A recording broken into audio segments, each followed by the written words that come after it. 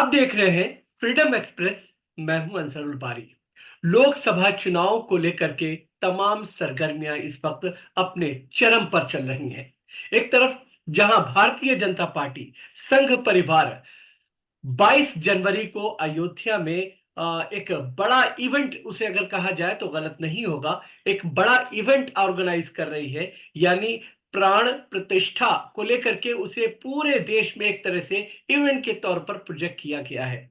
तो दूसरी तरफ अगर देखा जाए, कांग्रेस के वरिष्ठ नेता राहुल गांधी पूरे देश भर में, यानी एक पूरी जो दूसरी कड़ी है उनकी भारत जोड़ो न्याय यात्रा की, वो इस वक्त चल रही है।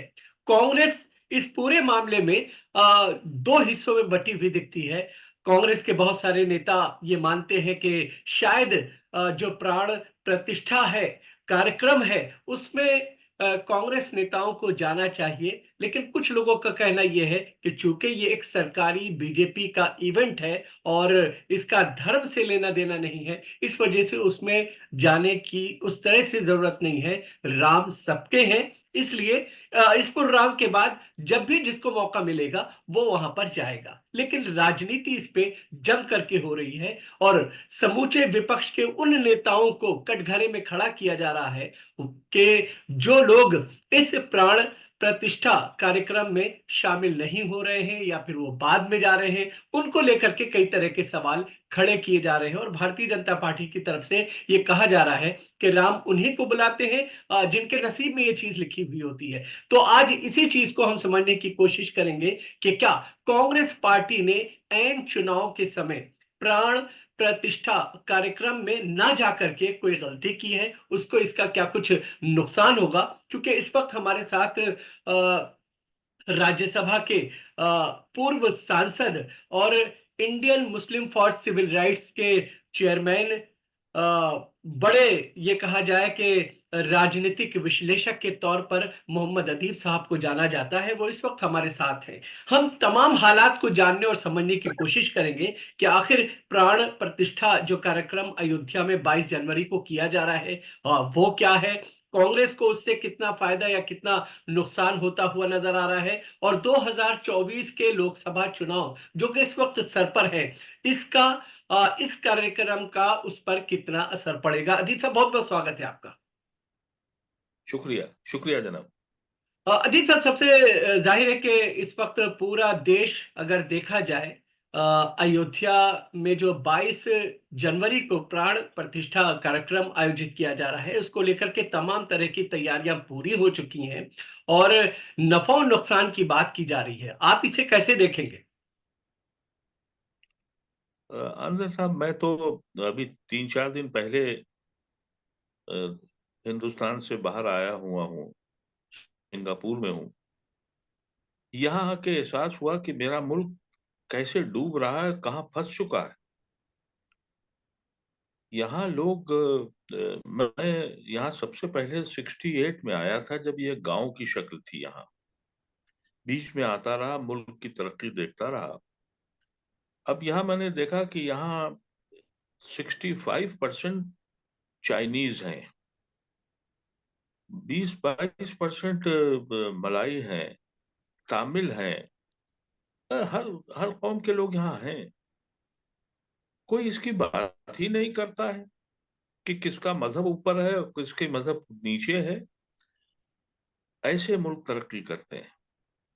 हिंदुस्तान में जो रविश रवाना हुई है, उस वक्त मुझसे पूछा गया था कि भाई, आप ये जो 22 जनवरी को हो रहा है अयोध्या में, आपकी क्या राय है। मैंने कहा, भाई जिसकी जो आस्था है वो करे।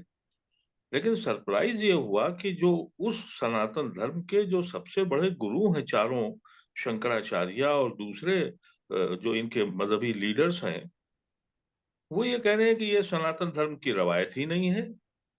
तो मुझे ये लगता है कि वो एक नया मजहब बनाया जा रहा है। और वो मजहब की बुनियाद, अफसोस ये है कि वो नफरत की बुनियाद पर बन रही है। मुश्किल ये है कि इस मजहब में कोई वो बात जो इस वक्त शंकराचार्य हजरात कह रहे हैं। हम तो बचपन से यही समझते थे कि सनातन धर्म के जो सबसे बड़े गुरु हैं वो यहाँ के शंकराचार्य हैं, चारों के चारों। और हकीकत भी यह है कि इस मुल्क से बौद्ध जो पूरा कब्जा हो चुका था अशोका के बाद, ये पूरे सब कॉन्टिनेंट में सब बौद्ध हो गए थे। और इनको वापस लाने के लिए और बौद्ध मजहब को यहाँ से निकालने के लिए शंकराचार्य का ही मूवमेंट था। अब अगर आप उसके खिलाफ बोल रहे हैं तो इसका मतलब ये है कि ये सियासी कोई काम है, ये मजहबी अकायद तो है नहीं। तो ऐसी शक्ल में जो अभी आपने राहुल गांधी का जिक्र किया, मैं समझता हूं कि इसकी बहुत शदीद और अशद जरूरत थी कि लोगों को मालूम तो हो कि मजहब क्या चीज है और मजहब के नाम पर सियासत कितनी बुरी चीज है। और दुनिया ने ये बात देखी है कि जब भी सियासत को मजहब से जोड़ा गया है तो मजहब को बहुत नुकसान हुआ है। आप देखिए ना कि जैसे आज उनके शास्त्र कह रहे हैं कि ये बिल्कुल जायज नहीं है कि आप ऐसे मंदिर में, ये हम नहीं बोल सकते हैं ना हम कहेंगे, ये उनका अपना मसला है, लेकिन उनके अपने मजहब में, हिंदू मजहब में इस वक्त चर्चा हो रही है। तो मोदी साहब की सरकार ने इस मुल्क के साथ जो कुछ किया है वो तो हम लोग देख रहे हैं कि किस कदर बर्बादी, किस कदर नफरत। और एक एक इशू बस उनके पास है कि मियाँ की ढिबरी कसनी है। इसके ऊपर उन्होंने 10 साल हुकूमत कर ली, आगे कितना करेंगे मालूम नहीं है। लेकिन अब तो ये अंदाजा हो रहा है कि उन्होंने अपने मजहब को भी नहीं छोड़ा, अपने मजहब के भी पटाखे उड़ा दिए, यानी अपने गुरु, अपने शंकराचार्य, अपने धर्म के मानने वालों को के खिलाफ कोई फैसला कर रहे हैं। और ये भी मैं सुना मैंने एक जगह कि साहब वो राम का ताल्लुक सीता से जो मोहब्बत का था, हम लोग तो अपने बचपन में देखा था कि सिया राम ही नाम लिया जाता था, श्री राम नहीं कहा जाता था। लेकिन चलिए सिया सिया राम हटा दिया आपने, श्री राम कर दिया। लेकिन राम का वजूद सीता के साथ है। और ये भी इनके ऊपर इल्जाम लगाया गया, जो मैंने देखा, कि यहाँ के जो धर्म गुरु हैं वो कहते हैं कि भाई एक आदमी जो अपनी अपनी अपनी वाइफ को, अपनी धर्म पत्नी को साथ नहीं रख सकता, वो वहां उसको वो परफॉर्म नहीं कर सकता रिलीजियस काम। तो मोदी साहब ने यहाँ भी ये हद कर दी कि अपनी, अगर वो चाहते हैं, उनको चाहिए था कि बेहतरीन मौका था कि अपनी बीवी से अपने मामला ठीक करते और जाते बीवी के साथ वहां। लेकिन उन्होंने अभी भी ये तय किया कि भाई बीवी को छोड़ दो आप।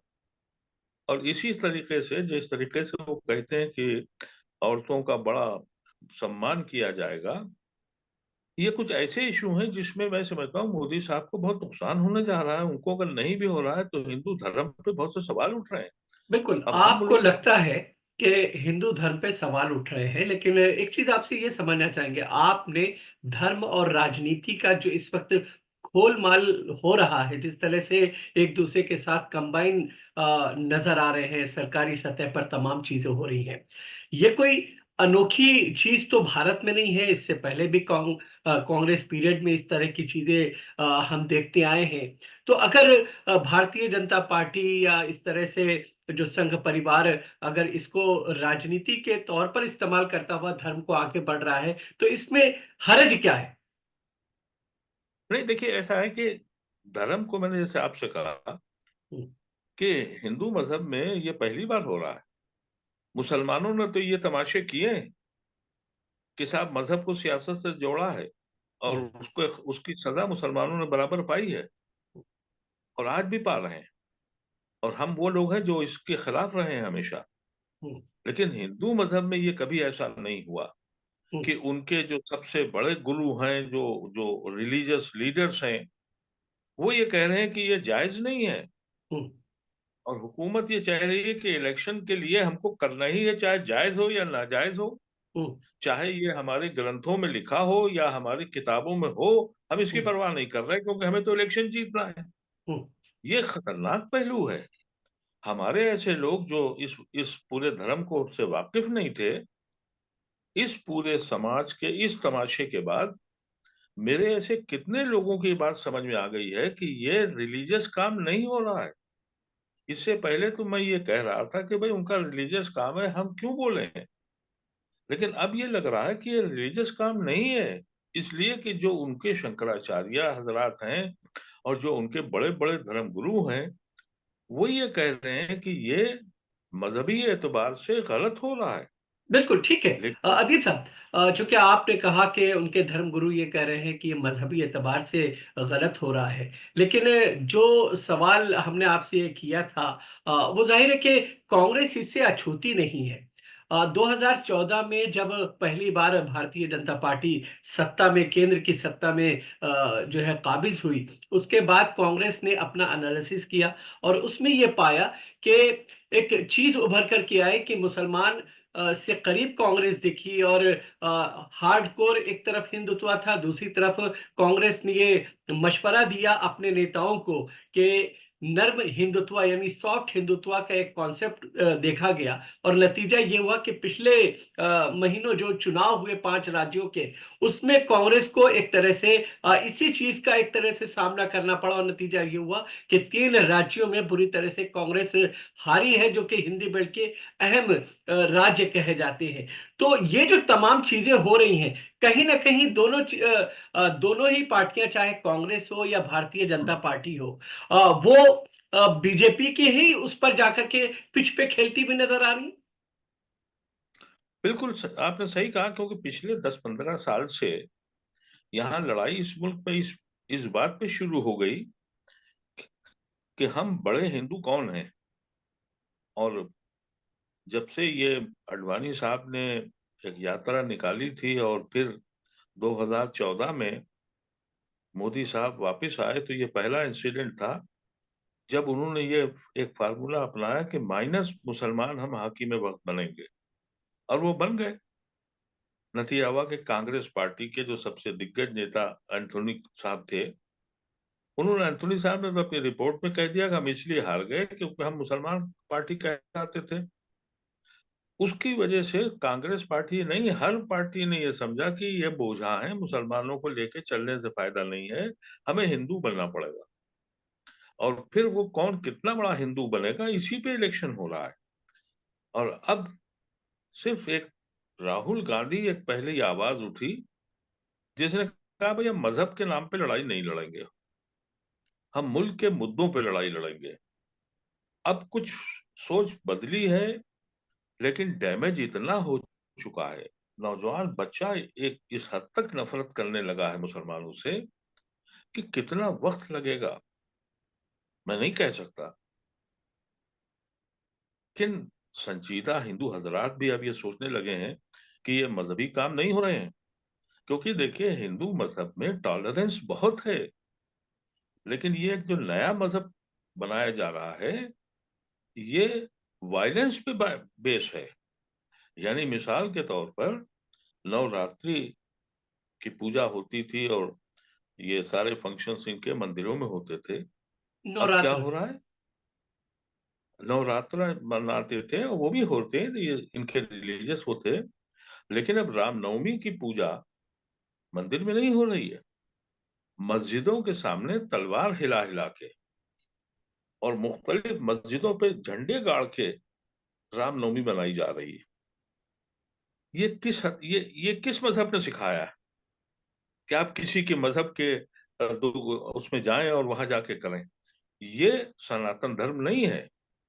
और मुझे बड़ी खुशी है कि सनातन धर्म के जो धर्म गुरु हैं वो आज खड़े हो गए और उन्होंने कहा कि ये मजहबी काम है ही नहीं, ये सियासी काम है। जो बात बहुत पहले कहना चाहिए थी धर्म गुरुओं को, वो अब खुल के सामने आ गए। तो मैं समझता हूँ जो मोदी साहब का 24 का जो फार्मूला था कि हम इसको लाएंगे और एक तूफान मच जाएगा, इसलिए कि इनके पास कुछ दिखाने को था नहीं, और ये बिल्कुल प्लानिंग के तहत इन्होंने ये सारी चीजें की। और मैंने तो एक वीडियो पे ये भी देखा कि जिसने ये दिन निकाला है, जिस ब्राह्मण ने, पंडित जी ने, उन्होंने कहा हमसे तो कहा गया था कि इस तारीख को निकाल देना। इसका मतलब क्या था कि भाई अगले 3 महीने हम इसको भुनाएंगे। लेकिन अब सवाल इस वक्त ये आ गया है कि जो मैंने वो जुनून भी देखा है जब बाबरी मस्जिद डिमोलिशन का नारा लगा था, और उस वक्त मैंने देखा था कि गांव देहातों में औरतों ने अपने जेवर उतार दिए थे ये सोच के कि भाई हमारा भी एक मंदिर बनेगा। और हम भी कुछ ऐसे ही बनाएंगे जैसे मुसलमानों का मक्का और मदीना है। एक वो जो जोश था वो मुझे दिख नहीं रहा है कि वो पब्लिक को ये सब कुछ कर रहे हैं, लेकिन वो लोग शायद समझ गए हैं। और ऐसे में राहुल गांधी ने जो फैसला किया है, ये मैं समझता हूँ बड़ा दूरंदेशी का फैसला है। बिल्कुल, चूंकि आपने उसकी वजह ये आपने जो बात कही कि इसका पूरी तरह से राजनीतिक लाभ उठाने के लिए, फायदा हासिल करने के लिए ये पूरा इवेंट किया जा रहा है। लेकिन दूसरी तरफ अगर हम देखें, राहुल गांधी प्यार मोहब्बत की बात कर रहे हैं और भारत जोड़ो न्याय यात्रा का संकल्प लेकर के दूसरे अपने उस सिलसिले को आगे बढ़ाते हुए फिलहाल जो है इस वक्त यात्रा करते हुए नजर आ रहे हैं। आपको लगता है कि जो धर्म का तड़का लगाया गया है वो कहीं ना कहीं भारी पड़ता हुआ दिख रहा है यहाँ पर? बिल्कुल। अब वो देखिए 10 साल में जहनों को माउफ कर दिया है।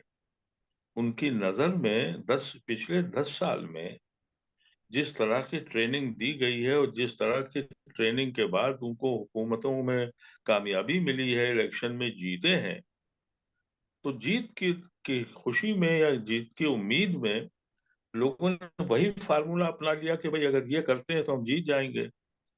अब रहा ये कि जो राहुल गांधी ने फैसला किया, उनकी पार्टी के लोग उनके कितने साथ हैं ये मैं नहीं बता सकता। इसलिए कि उनको भी ये अंदाजा नहीं है कि हम शायद ऐसी बात करके जीत सकें, क्योंकि मौजूदा माहौल जो है वो तो सिर्फ यही है कि भाई हमको एक एक एक फिगर मिल गई है कि मियाँ की वजह से इस मुल्क में सारी बर्बादी है। हम मियाँ को जितना कसेंगे और जितना ढिबरी कसेंगे, उतना ही हम देशभक्त कहलाएंगे। तो जब ये शक्ल पैदा हो जाएगी, तो मैं ये समझता हूँ कि इनका जो तड़का, जो आपने लफ्ज इस्तेमाल किया, ये और शिद्दत से इस्तेमाल होगा। 22 तारीख के बाद ये गांव देहातों में फिर दौड़ेंगे। लेकिन मुझे ऐसा लगता है, जैसा जो मैं फॉलो करता हूँ, कि आम आदमी नहीं, ये बीजेपी और आरएसएस के वर्कर्स तो सड़कों पे घूम रहे हैं, लेकिन अंदर से जो एक एक हवा चलती है, एक मूवमेंट दिखाई पड़ता है, वो अभी तक तो मुझे नहीं दिखाई पड़ा। हो सकता है कि इलेक्शन के आने से पहले पहले वो और बड़ी शक्ल अख्तियार कर ले।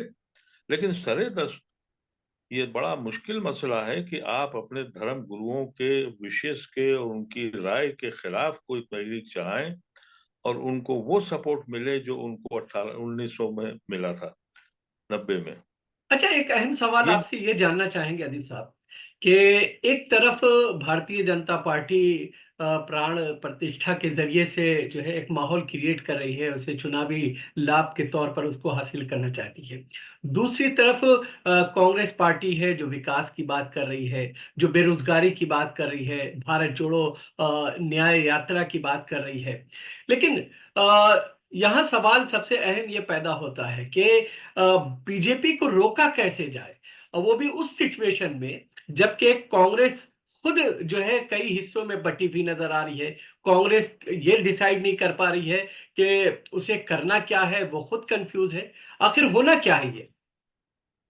नहीं नहीं, मैं समझता हूँ कांग्रेस ने एक फैसला तो ले लिया था, और ये उन्होंने कहा भी कि भाई ये पॉलिटिकल इवेंट है, हम इसमें नहीं जाएंगे, बाद में हम जरूर जाएंगे क्योंकि हम राम के भक्त हैं, हम राम को मानते हैं।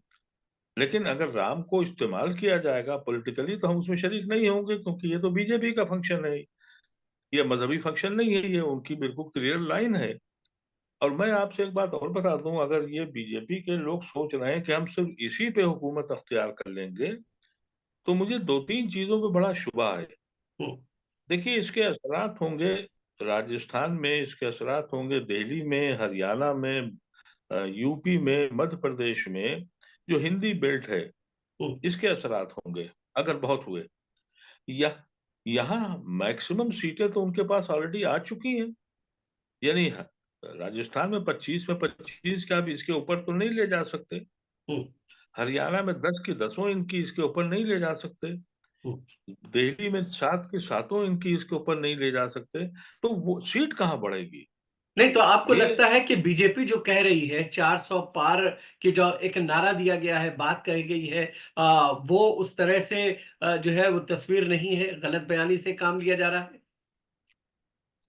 नहीं तो वो पता नहीं क्या कैलकुलेशन है उनका, लेकिन मेरे कैलकुलेशन के एतबार से जहां पर इसका सबसे ज्यादा इम्पैक्ट होना है, हम्म, वहां तो ऑलरेडी मैक्सिमम से मैक्सिमम इसके ऊपर कोई सीटें है ही नहीं।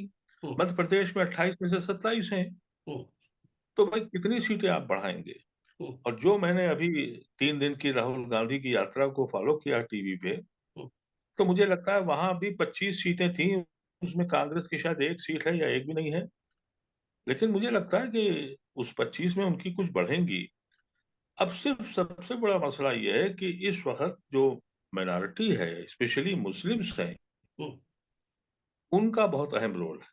हम्म, उनको कितना ही प्रोवोक किया जाए, वो खामोश रहें हम्म, इस मुल्क की खातिर। हम्म, जितना भी उनको जलील करने की कोशिश हो, वो खा लें, जलील हो जाएं, लेकिन इनको मौका न दें, इसलिए कि इनके पास अब सिर्फ एक यही चारा है कि प्रोवोक करें। मैंने देखा अभी कि बरेली में भी कुछ हुआ है, और उससे पहले एक दो आदमियों ने मुसलमान बन के ईमेल वगैरह भी किया, और पुलिस ने पकड़ा उनको, तो मालूम हुआ कि वो मुसलमान थे ही नहीं, लेकिन मुस्लिम नेम से कर रहे थे। तो इस वक्त कोई ऐसी हरकत, ये जो प्रोवोक करें, इसमें सहले जुल्म, सहले ना इंसाफियां, लेकिन इलेक्शन तक बिल्कुल खामोश रहें, बिल्कुल इनको मौका न दें, क्योंकि अगर आपने इनको मौका मिला तो वो स्पिरिट करेंगे आगे, कर्नाटका से लेके और तेलंगाना और मुख्तलिफ जगहों पे जाएंगे, महाराष्ट्र में जाएंगे। ये इनका अब आखिरी मकसद है, आखिरी इनका हरबा रह गया है कि ये इलेक्शन से पहले फिर कहाँ तक जाएंगे, क्योंकि इन्होंने सारे इलेक्शन इसी बुनियाद पे जीते हैं। और मैं ये नहीं समझता कि ये जो इस वक्त इन पे यहाँ दरार पड़ी है रिलीजियस हिंदुओं में और पॉलिटिकल हिंदुओं में, ये और बढ़ेगी। क्योंकि पॉलिटिकल हिंदू जो है अब तक मजे उठा रहा था ये सोच के कि रिलीजियस हिंदू हमारे साथ ऑटोमेटिकली आएगा ही, लेकिन रिलीजियस हिंदू ने अपने धर्म की हिफाजत की खातिर इनसे पल्ला झाड़ लिया। ये इनके लिए बड़ा सेटबैक है, मोदी साहब के लिए और उनकी सरकार के लिए।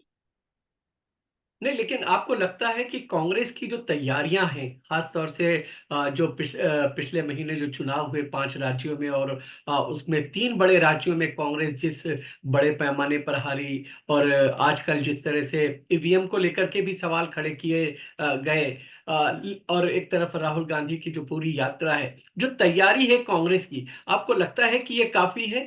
जिस तरीके से बीजेपी की तैयारियां होती हैं, बीजेपी जो है क्षेत्रीय जो प्रांतीय लोग हैं उनके साथ जो है बैठ करके डिस्कस कर रही है कि 10% उसे वोट ऐड करना है, लेकिन कांग्रेस जो है अभी उस तरह से तैयारी करती हुई नजर आ रही है। देखिए, अकेली कांग्रेस हो या कि कोई पार्टी ऐसी नहीं है कि वो इस इतनी बड़ी पार्टी जिनके पास इतने रिसोर्सेज हैं, इतने फंड हैं, मीडिया उनके पास है, सारी एजेंसीज जो इन्फोर्समेंट एजेंसीज हैं, इंफॉर्मेशन, वो सब उनके पास हैं। तो ये तो लड़ने की किसी पार्टी में उम्मीद नहीं है। लेकिन अगर ये जो अलायंस की बात होती है, इंडिया अलायंस की बात, अगर 70% भी सीटों पर अलायंस हो जाता है, और ये अलायंस जो सोशल मीडिया या ह्यूमन राइट्स एक्टिविस्ट हैं उनकी मदद लेते हैं, तो जरूर फर्क पड़ेगा। आपको देखिए कि कर्नाटका में कांग्रेस जीती, लेकिन क्या आप कर्नाटका में सिर्फ कांग्रेस को क्रेडिट देते हैं? उन एक्चुअली तो वहां जमीन तो तैयार की वहां के ह्यूमन राइट्स एक्टिविस्ट ने, वहां सोशल एक्टिविस्ट जो थे, उन्होंने वक्त रखा। और आज का हिंदुस्तान का ये इलेक्शन जो है, ये सिर्फ कांग्रेस अकेली या कोई पार्टी नहीं जीत सकती है, जब तक कि सोशल एक्टिविस्ट और ह्यूमन राइट्स एक्टिविस्ट और जो दूसरे एक्टिविस्ट हैं जो हिंदुस्तान की बका चाहते हैं, हिंदुस्तान की तरक्की चाहते हैं, उनको आगे आना पड़ेगा। उनको हर हर कॉन्स्टिट्यूंसी सेलेक्ट करनी पड़ेगी, और हर कॉन्स्टिट्यूंसी को, जैसे हम लोगों की अपनी एक जमात है, और हमने ये तय किया है कि हमारी जो IMCR की जमात है, हम 15 से 20 सीटें यूपी में सेलेक्ट करेंगे। हम घर घर जाएंगे, किसी पार्टी से हमारा ताल्लुक नहीं है। हम संविधान बचाओ, हिंदुस्तान को बचाओ, हिंदुस्तान की उस तहजीब को वापस लाओ जिसके नाम बुनियाद पर हिंदुस्तान की सोच पर हिंदुस्तान की बुनियाद रखी गई थी। हर हर शख्स की ये जिम्मेदारी बनती है, वो किसी पार्टी का हो। हम भी किसी पार्टी के नहीं है, लेकिन अगर इस मुल्क के सच्चे हमदर्द हैं तो हमको अडॉप्ट करना पड़ेगा। अगर हम अपने मोहल्ले में रहते हैं और हमारी हैसियत सिर्फ मोहल्ले तक की है, तो हम मोहल्ले में अपना काम शुरू करें, इर्रेस्पेक्टिव कि कौन सी पार्टी लड़ रही है। हमें सिर्फ और सिर्फ सड़कों पे आना पड़ेगा उन हजरात को जो इस मुल्क के लिए वाकई फिक्रमंद हैं, उनको अडॉप्ट करना पड़ेगा। हम तो यही कोशिश करेंगे। फरवरी के बाद हम लोगों ने फैसला किया है कि हम मुख्तलिफ सूबों में, मुख्तलिफ डिस्ट्रिक्ट में अपनी कॉन्स्टिट्यूंसीज को देखेंगे कि यहाँ हम लोगों का वोट किसी भी सूरत से मुंतशिर न हो, चाहे वो आदिवासियों का हो, चाहे बैकवर्ड का हो, चाहे दलित का हो, चाहे मुसलमान का हो। और हमें उनको ये बताना पड़ेगा कि इस मुल्क को बचाने के लिए, इस कॉन्स्टिट्यूशन की को बका रखने के लिए, उसको बाका में रखने के लिए आप किसी पार्टी में हो, एक कुर्बानी जरूर दीजिए, इस मुल्क के आइन को बचाइए। ये सब मिल के अगर कोई काम करेंगे, अगर यूपी में 25 से 30 सीटें बहुत बड़ी बात नहीं है, 25 से 30 सीटों पर अगर बहुत जम के काम हो जाए तो मोदी साहब तो इस मुल्क में वापस नहीं आएंगे, ये मेरा यकीन है। बिल्कुल, ये यकीन है आपको, लेकिन जिस तरह से इंडिया गठबंधन उसमें सीट बंटवारे को लेकर के आपस में टसल, और उत्तर प्रदेश का आपने जिक्र किया, समाजवादी पार्टी और बहुजन समाज पार्टी और कांग्रेस पार्टी, तीन ऐसी अहम पार्टियां हैं उत्तर प्रदेश में। बहुजन पार्टी ने ऐलान कर दिया है, एकला चलो की राजनीति अपनाई है। ऐसे में जो आपने बताया कि तमाम लोगों को हम यूनाइट करके, मुत्तहिद होकर के आगे बढ़ना चाहते हैं ताकि मुल्क को बचाया जा सके, कितना बड़ा चैलेंजिंग भरा कदम है ये आपका।